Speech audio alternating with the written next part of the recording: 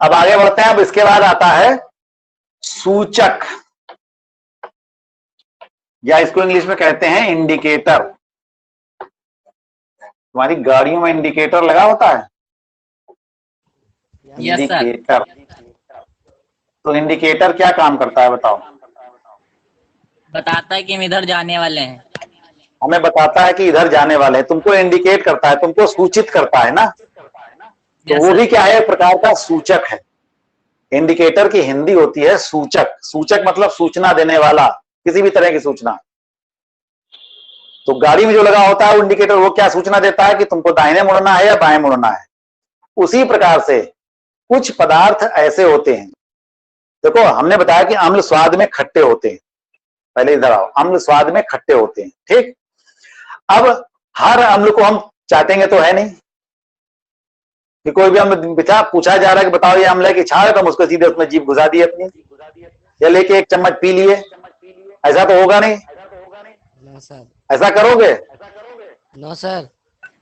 नहीं करेंगे, जी। और करना भी नहीं चाहिए, करना भी नहीं चाहिए। क्योंकि अगर वो अम्ल तीव्र हुआ, जैसे हाइड्रोक्लोरिक अम्ल हुआ गाढ़ा, या सल्फ्यूरिक अम्ल हुआ, तो तुम्हारी जीभ भी उतनी जल जाएगी, गल जाएगी, एकदम जल नहीं जाएगी, गल जाएगी। इसलिए हम हर चीज को चाट के नहीं देख सकते। तो बताओ तुम, हर चीज जो है वो हम चाट के नहीं देख सकते। फिर भी अगर हमको पता करना है कि कौन सा पदार्थ अम्ल है, कौन सा पदार्थ क्षारक है, तो हम कुछ अन्य पदार्थों को उसमें मिला करके हम उसमें कुछ परिवर्तन होगा, जिससे कि हम ये जानकारी प्राप्त कर सकते हैं कि कोई पदार्थ जो है वो अम्ल है यानी अम्लीय है या क्षारीय है। तो ऐसे पदार्थों को हम कहते हैं सूचक। यानी सूचक वे पदार्थ होते हैं जिन पदार्थों के द्वारा हम किसी अन्य पदार्थ के बारे में, उसकी अम्लीयता या क्षारीयता के बारे में हम उसका पता लगा सकते हैं। ऐसे पदार्थों को हम सूचक कहते हैं।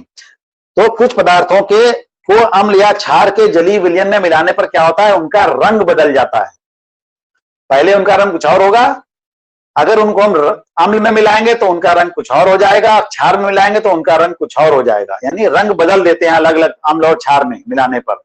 तो इससे हम उस रंग को देख करके हम पता लगा सकते हैं कि ये पदार्थ जो है वो अम्ल है या क्षारक है, ठीक। तो ऐसे पदार्थों को हम कहते हैं सूचक। और ये सूचक जो होते हैं वो 3 प्रकार के होते हैं, 3 या 4 प्रकार के होते हैं। तुमने जो हमने नोट्स दिया उसमें ये चीज नहीं लिखी, लेकिन उसको हम अलग से पढ़ा रहे हैं तुमको।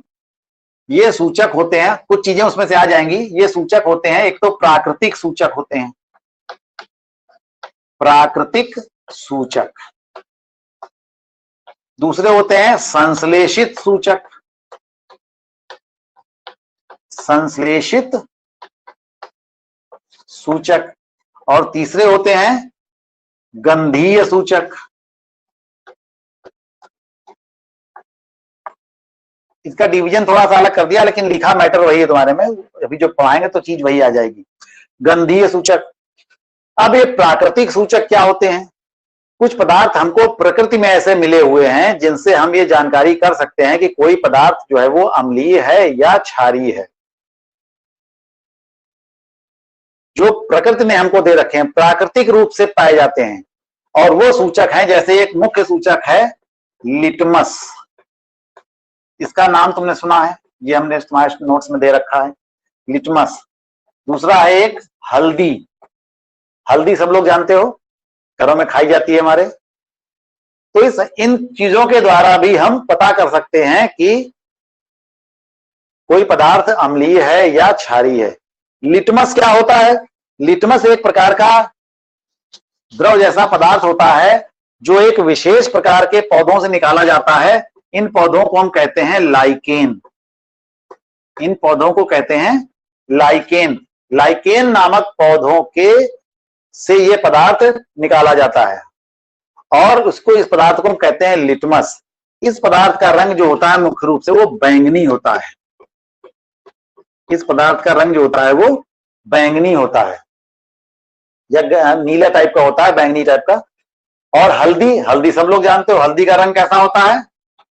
पीला होता है। अब एक तुमको एक छोटा सा एक्सपेरिमेंट बताते हैं जो तुम सब लोगों ने देखा होगा। हल्दी का रंग होता है पीला।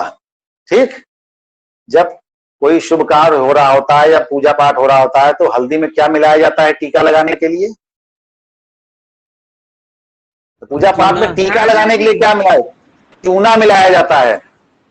हल्दी में चूना मिलाया जाता है। दूसरी बात, कभी चोट लग जाती है तो कहते हैं हल्दी चूना लगा के चुपड़ लो उस जगह पर, तो क्या होगा? चोट ठीक हो जाएगी। तो कभी तुमने देखा है कि हल्दी होती है पीले रंग की, उसमें जब हम चूना मिला देते हैं तो क्या होता है? बताओ, उसका रंग में कोई परिवर्तन होता है कि नहीं होता है? हल्दी होती है बिल्कुल पीले रंग की, यस और सर। उसमें जब हम चूना मिला देते हैं तो उसका रंग कैसा हो जाता है? हल्का लाल भूरा टाइप का हो जाता है। Yes sir.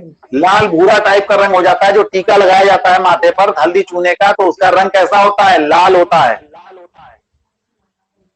लाल या डार्क भूरा इस टाइप का कुछ होता है, हल्का सा रंग, लाल भूरा टाइप का। देखा है कभी टीका लगाते हुए? नहीं। Yes sir. कोरोना का टीका नहीं, हल्दी चूना का मत्थे पे जो टीका लगाया जाता है रक्षाबंधन पे या कभी किसी पूजा पाठ में, तो सर हमने लगाया है। अच्छा। दूसरी बात, कभी कभी ये होता है कि तुम खाना खा रहे हो और तुम्हारे कपड़ों पर सब्जी गिर जाए तो कपड़ों पर एक दाग पड़ जाता है। वो दाग किस रंग का पड़ता है? ज्यादातर भूरा। पीले रंग का। क्यों? हल्दी की वजह से, क्योंकि सब्जी में हल्दी डाली गई होती है और हल्दी के कारण उसका रंग कैसा दिखता है? पीला दिखता है। दाग पीले पीला पीला पीला सा दाग पड़ जाता है सब्जी का। देखा है कभी?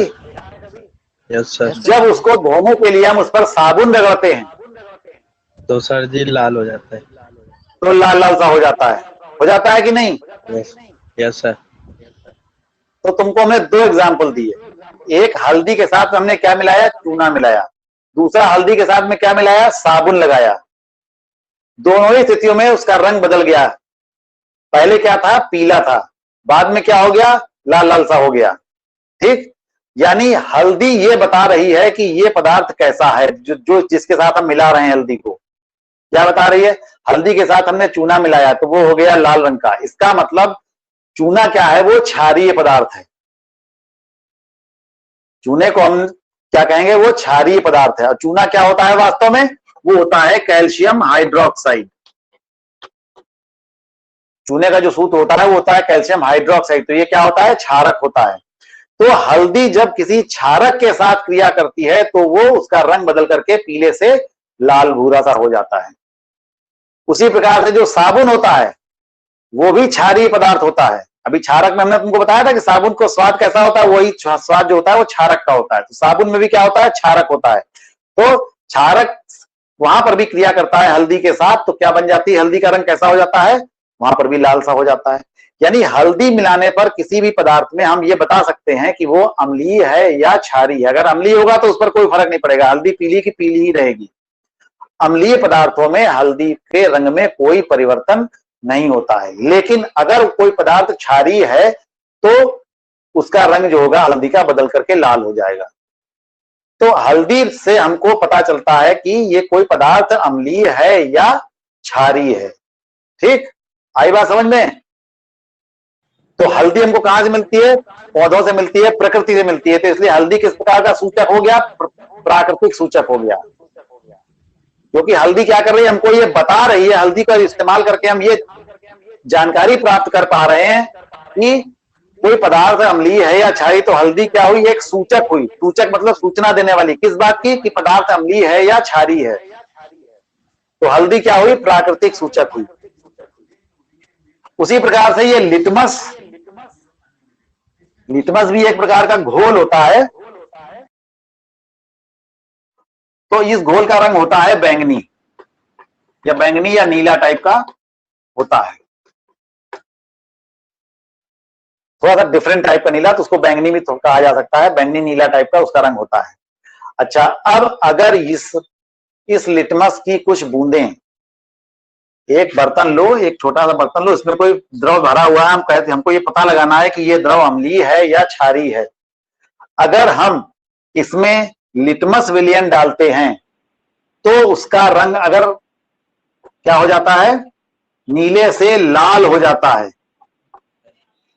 अगर उसका रंग क्या हो जाएगा? लाल। हम लिटमस यहां से डालेंगे तो क्या हो जाए, लिटमस का रंग कैसा है, नीला है या बैंगनी है, तो उसका रंग क्या हो गया, इस पदार्थ के साथ क्रिया करके लाल हो गया। तो इसका मतलब ये पदार्थ क्या है, अम्ल है। अम्ल जो होते हैं वो नीले लिटमस को लाल कर देते हैं।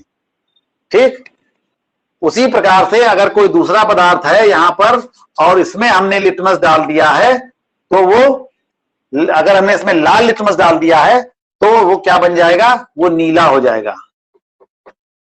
वो क्या हो जाएगा, नीला हो जाएगा। तो ये क्या पदार्थ हुआ, क्षार हुआ। यानी क्षार जो होता है वो नीले लिटमस को, अम्ल जो होता है वो नीले लिटमस को लाल कर देता है, और क्षार जो होता है वो लाल लिटमस को नीला कर देता है।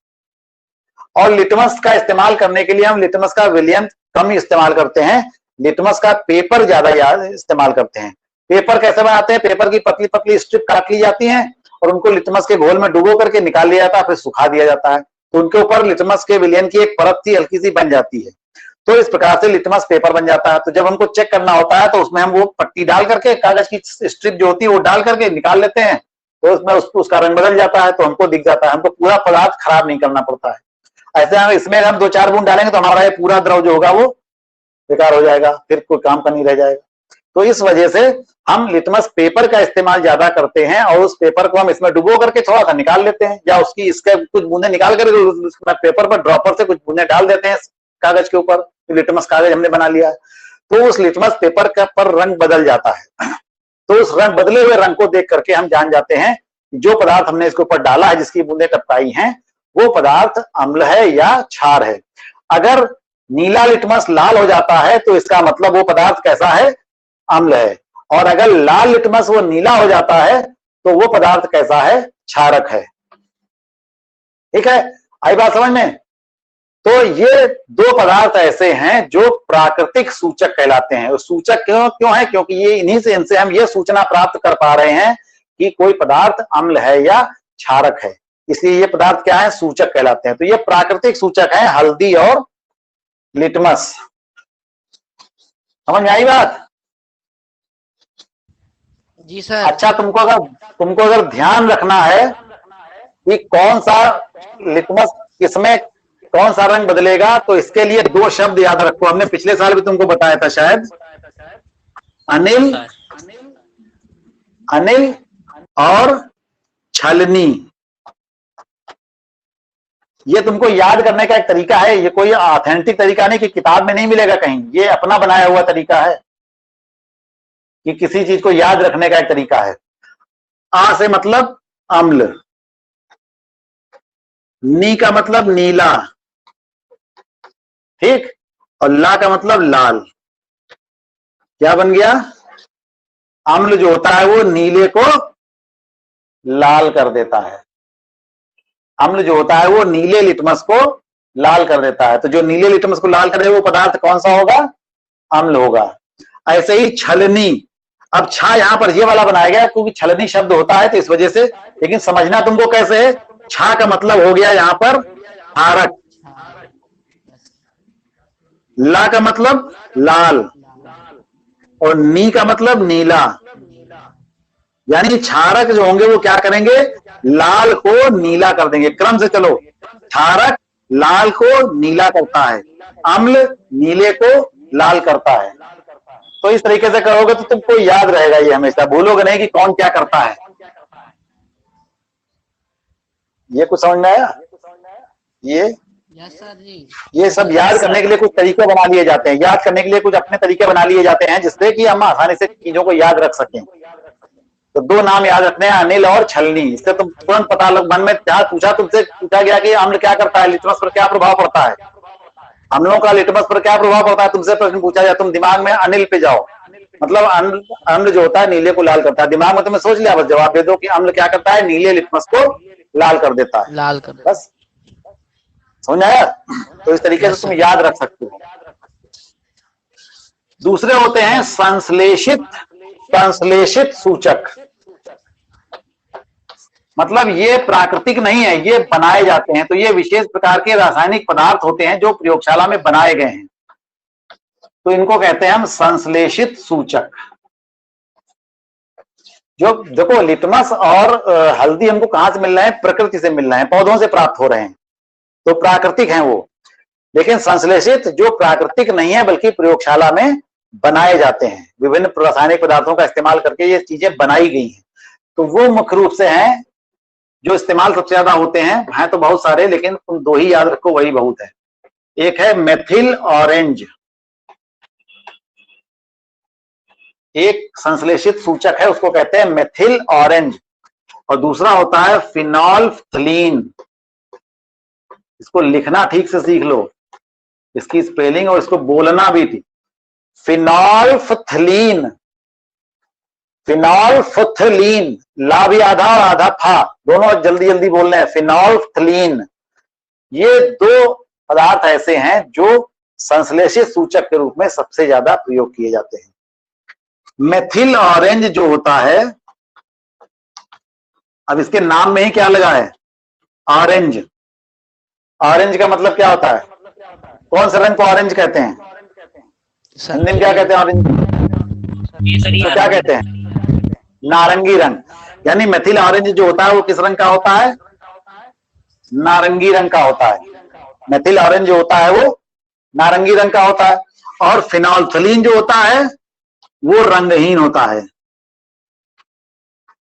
फिनोल्फ्थलीन, हाँ पानी जैसा होता है, रंगहीन। ये कैसा होता है? रंगहीन होता है। ठीक, अब अगर ऐसे बना लो टेबल जिससे याद रहे। अब अगर अम्लीय पदार्थ है कोई, हमको जांच करनी है अम्ल की, कोई पदार्थ है, अम्ल होगा या क्षारक होगा?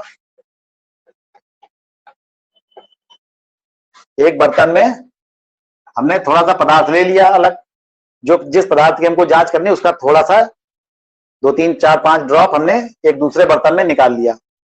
अब उसमें हमने मेथिल ऑरेंज मिलाया। मेथिल ऑरेंज किस कलर का होगा? नारंगी रंग का। लेकिन अगर इस पदार्थ में डालने पर रंग कैसा हो गया? लाल हो गया, रंग बदल जाएगा। जितने भी सूचक होते हैं सब में रंग ही बदलते हैं मुख्य रूप से। तो अगर रंग लाल हो गया, नारंगी से बदल के क्या हो गया? लाल हो गया, तो इसका मतलब वो पदार्थ कौन सा है? अम्ल है। जो तुम सूचक ये पढ़ रहे हो पूरा किस लिए पढ़ रहे हो? अम्ल और क्षार की पहचान करने के लिए ही तो पढ़ रहे हो। कि हम कैसे पहचानेंगे कि कोई पदार्थ अम्ल है या क्षार है। तो ये सूचक जो मेथिल ऑरेंज होता है ये नारंगी रंग का होता है वो ओरिजिनली, लेकिन अगर इसको किसी अम्ल के साथ मिलाते हैं तो वो लाल रंग का हो जाता है।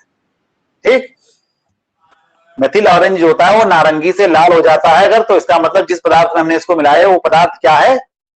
अम्ल है। और अगर ये नारंगी से क्या हो जाए? पीला हो जाए, नारंगी से ये पीला हो जाए अगर, तो ये पदार्थ क्या होगा? क्षारक होगा। तो मेथिल ऑरेंज का इस्तेमाल करके हम पदार्थ के बारे में ये जान सकते हैं कि कोई पदार्थ अम्ल है या क्षार है। तो हम उस पदार्थ को थोड़ी मात्रा किसी दूसरे बर्तन में लेते हैं, उसमें 2-3 बूंद मेथिल ऑरेंज की डालते हैं। अगर वो नारंगी से बदल करके लाल हो जाता है तो इसका मतलब कि वो पदार्थ जो है जिसमें हमने डाला है इसको, वो पदार्थ क्या है? वो अम्ल है। लेकिन अगर लाल की जगह पर वो पदार्थ मेथिल ऑरेंज जो है वो पीला हो जाए तो इसका मतलब है कि वो जो पदार्थ जिसमें हमने डाला है इसको, वो पदार्थ क्या है? वो अम्ल ना होकर के क्या है? क्षारक है।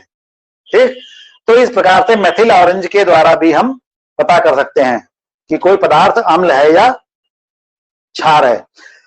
अब फिनोल्फ्थलीन जो होता है ये रंगहीन होता है। तुमको किसी पदार्थ के बारे में इसमें पता लगाना है कि ये अम्ल है कि क्षार है, तो इसी में हम कुछ बूंदें फिनोल्फ्थलीन की भी डालते हैं। एक दूसरा सूचक भी इसका भी इस्तेमाल किया जाता है, सबके इस्तेमाल नहीं किया जाता। तुमको पता लगाने के लिए तुम किसी भी चीज का इस्तेमाल कर सकते हो, चाहे लिटमस, चाहे हल्दी, चाहे मेथिल ऑरेंज, चाहे फिनोल्फ्थलीन, किसी एक का भी इस्तेमाल कर सकते हो। लेकिन अब तुमको ये समझना है यहाँ पर कि किसमें क्या परिवर्तन आता है। अगर फिनोल्फ्थलीन का इस्तेमाल तुम कर रहे हो तो फिनोल्फ्थलीन जो होता है वो ओरिजिनली रंगहीन होता है, पानी जैसा दिखता है। अगर हम इसको इस पदार्थ में मिलाएंगे तो इस पदार्थ के रंग में कोई परिवर्तन नहीं होगा। अगर ये पदार्थ पहले से जैसा जिस रंग का है वो उसी रंग का बना रहेगा। यानी अगर ये रंगहीन है, ज्यादातर अम्ल जो होंगे वो रंगहीन ही होते हैं, तो अगर रंगहीन है तो रंगहीन ही वो बना रहेगा, यानी उसके रंग में कोई परिवर्तन नहीं होगा। कब? यदि वह अम्ल है तो। अगर अम्ल है तो फिनोल्फ्थलीन मिलाने पर उसके रंग में कोई भी परिवर्तन नहीं होगा। लेकिन अगर ये पदार्थ क्षार हुआ तो अगर इसमें तब हम फेनोल्फथलीन मिलाएंगे तो उस परिस्थिति में इसका रंग हो जाएगा गुलाबी। यानी जो पदार्थ पहले रंगहीन था फेनोल्फथलीन, अब उसका रंग बदल के क्या हो जाएगा, गुलाबी रंग का हो जाएगा। तो यहां पर भी रंग बदल गया, तो रंग बदला तो इसका मतलब ये क्षारक है इसमें फेनोल्फथलीन में। अगर रंग नहीं बदला तो इसका मतलब वो अम्ल है। तो इस प्रकार से ये दो पदार्थ ऐसे जो हैं ज्यादातर इस्तेमाल किए जाते हैं, मेथिल ऑरेंज और फेनोल्फथलीन, ये कहलाते हैं संश्लेषित सूचक। समझ में आया ये नहीं समझ में आया? Yes sir. ठीक है। फिर इसके बाद आता है गंधीय सूचक। यानी कुछ पदार्थ ऐसे होते हैं जिसमें रंग नहीं, हम गंध सूंघ के बता सकते हैं कि वो पदार्थ कैसा है, गंधीय सूचक। और उसमें सबसे आसान उदाहरण है प्याज का।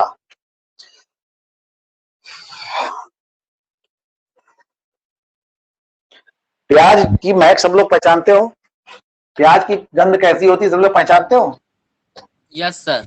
वो प्याज सूंघ के देख लेना। तो ये एक सबसे अच्छा उदाहरण है गंधीय सूचक का, प्याज।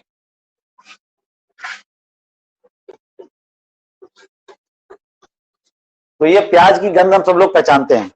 अगर बड़ी अजीब आती है कटी सर। हुई प्याज, हाँ अजीब सी होती है, तो कटी हुई प्याज के साथ रखे गए कपड़े की पट्टी पर अगर हम अम्ल डालते हैं को या अम्ल के विलयन में डालते हैं तो उसमें से कोई फर्क नहीं पड़ता है। अगर प्याज का रस हमने किसी कपड़े पर डाल दिया और सूंघेंगे तो क्या होगा, प्याज की महक आएगी उसमें, क्योंकि प्याज का रस डाला है। अब अगर इस कपड़े को हम किसी अम्ल में डालेंगे तो उसकी गंध जाएगी नहीं, यानी प्याज की गंध उसमें आती रहेगी। लेकिन अगर उसको क्षार में डालेंगे हम तो प्याज की गंध चली जाएगी। तो अगर प्याज की गंध चली जाती है किसी अम्ल या क्षार में, जो तुम्हें पदार्थ दिया गया है पहचानने के लिए, उस पदार्थ में डालने पर अगर प्याज की गंध चली जाती है तो इसका मतलब है कि वो पदार्थ क्या है, क्षार है। और अगर उसकी गंध नहीं जाती है तो इसका मतलब है कि वो पदार्थ अम्लीय है। ठीक, ये सब जांच की जाती है पहले से ही। जिनको बारे में पता होता है कि ये अम्ल हैं या क्षार हैं तो चेक करके देखा जाता है कि किसमें क्या हो रहा है। तो इसलिए पहले से ही मालूम होता है कि इसमें क्या होगा। तो जब मालूम हो जाता है कि इसमें क्या होगा तो फिर उसी हिसाब से, फिर जब जिसमें नहीं मालूम होता उसमें हम वही काम देख लेते हैं, तो उसी से हमको पता चल जाता है कि वो क्या है। जैसे पहले अम्ल में डाल के देखा गया कि ये गंध जा रही है कि नहीं जा रही है, फिर किसी क्षार में जिसको मालूम है कि ये क्षार है उसमें डाल के देखा गया तो पता लगा गंध चली गई। तो इसका मतलब आगे के लिए ये तय हो गया कि अगर अम्ल में डालेंगे तो गंध नहीं जाएगी, क्षार में डालेंगे तो गंध चली जाएगी। यानी जो पदार्थ हमें चेक करना होगा उसमें डालने पर अगर गंध चली गई तो इसका मतलब वो क्षारक है, और गंध अगर नहीं गई तो इसका मतलब है कि वो अम्ल है। ठीक है। तो इस प्रकार से ये गंधीय सूचक होते हैं। तो इतना समझ में आया आज की नहीं, बताओ? आया सर। अभी भी कहीं पर समझ में ना आया हो तो बताओ। सर हम बर्तन कौन सा यूज कर सकते हैं? कोई भी, कांच का बर्तन सबसे अच्छा रहता है, उसमें कोई रिएक्शन नहीं होता किसी के साथ। लोहे वगैरह का लोगे, किसी धातु का लोगे तो हो सकता है कि अम्ल क्षार इससे क्रिया कर सकते हैं थोड़ा बहुत, तो तुम्हारा प्रयोग गड़बड़ा सकते हैं। लेकिन कोशिश करो कि धातु का बर्तन इस्तेमाल ना करो। चीनी मिट्टी का बर्तन इस्तेमाल कर सकते हो या कांच का इस्तेमाल कर सकते हो, क्योंकि ये जल्दी किसी पदार्थ से क्रिया नहीं होती है इनमें। तो इसलिए प्रयोगशाला के जितने भी सामान होते हैं, बर्तन होते हैं, वो सब ज्यादातर तो कांच के बनते हैं। और कुछ बर्तन ऐसे होते हैं जो फिर चीनी मिट्टी के भी बनाए जाते हैं, जिसका कप प्लेटें जिनकी होती है, जैसे कप प्लेटें होती है चीनी मिट्टी की, तो उस चीनी मिट्टी के भी बनाए जाते हैं। तो धातु के बर्तनों का इस्तेमाल नहीं करना चाहिए, क्योंकि अम्ल या क्षार जो होते हैं धातुओं के साथ क्रिया कर जाते हैं। अब इसके आगे फिर अब हम कल पढ़ाएंगे।